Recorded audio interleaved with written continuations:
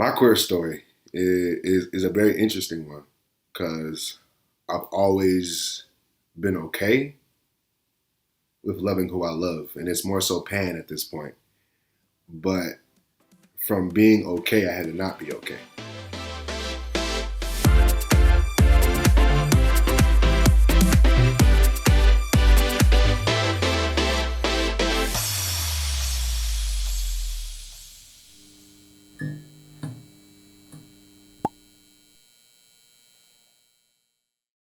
Before we get into it, we get really real with Mandela, and he talks about potentially triggering topics like abuse. So please take care of yourselves in whatever way you need to. My queer story is a very interesting one because I've always been okay with loving who I love, and it's more so pan at this point. But from being okay, I had to not be okay. People were innocent at 5, 6, 7, 8. I was not. So I had to process, what does this mean to be sexual and like have older women wanting to touch me, younger kids wanting to touch me. Like, that's a lot to process, and I haven't even turned 13 yet. Wow. 13, lost my virginity at 13, but I had already been like doing so much more way before 13. So then at 13, like, oh wow, like, and then having friends where I had to be hypersexual or hyper masculine. Like, I remember when I got caught in the room with a boy. I remember that. And my stepfather, my mom's husband, for some reason came downstairs, and like I was coming out the room and he was right there. I had hickeys on my neck. It was many. And he was just like, "Are you gay?" And I'm just like, "No." And that hurt my soul. Cause like in that moment, like I just lied, like the biggest lie ever. Yeah. And like, I don't know if you had a moment like that in your life, but you can feel stuff like that. Yeah.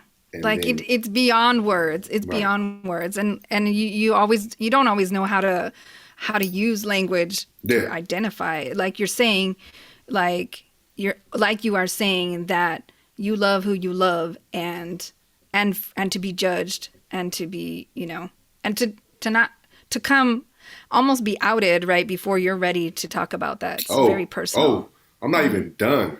That was just home life. Let me tell you about high school. So I was outed. Oh, okay. There was this person, trans, and like the way we interacted was like, they were still getting to know themselves. I was still getting to know myself, but we knew we liked each other. So we were both kind of on the scared tip, like, how's this person going to react? How am I going to react? But I'm like, little do they know, I've been having boyfriends. I've been having threesomes with dudes, like all kind of stuff before I even got to high school. Like, but even in that experience, every situation is different. Yeah. From there, like, I didn't realize that, people can and will be jealous of you because you're living in your truth. And they will make up their own story, because perception is everything. So they make up their own story or make up what they think is happening, and like run with it. So like, even before I could come out, people were already like, "Oh, that nigga gay. Oh, he gay." And I'm just like, bro, we're like, and like, are y'all mad? Like, what's up? Like, let's literally talk about it. And the main person who like outed me was flaming. So I'm just like, are you mad because I'm living in my truth and you're not? Like, what's up with that? And so literally that lesson of like, who's your real friends? Who's really for you? Who really got your back? I had to learn that early as well. And like literally seeing those are the cycles of life. Who really has your back? Who's really showing up? actively in the moment right now. And like, there's just been this post that I've been like rocking with lately. When you are at your best, who's around you? And like keeping that, like, okay. Just remembering. All right. So like, yeah. But high school was very hard. Yeah. Yeah, and people are just like projecting their own stuff and bouncing off of each other. And like a soundboard. Sometimes, I feel like the youngins these days maybe have more language than maybe we had. Who knows, to process. Yeah. But I don't know, it seems like your story, your process, your, growing up, all of this has been channeled into your art. Definitely, and 100%. Yeah. So do you want to tell us about, that kind of combination of the connection between, your own story and your art? My sister Stars told me a long time ago, like, if you're having writer's block, you're not telling enough truth. So in these pieces, because I don't want nobody to tell my story. So I'm going to tell it wrong. So I'm going to tell my own story. So right. I'm giving that.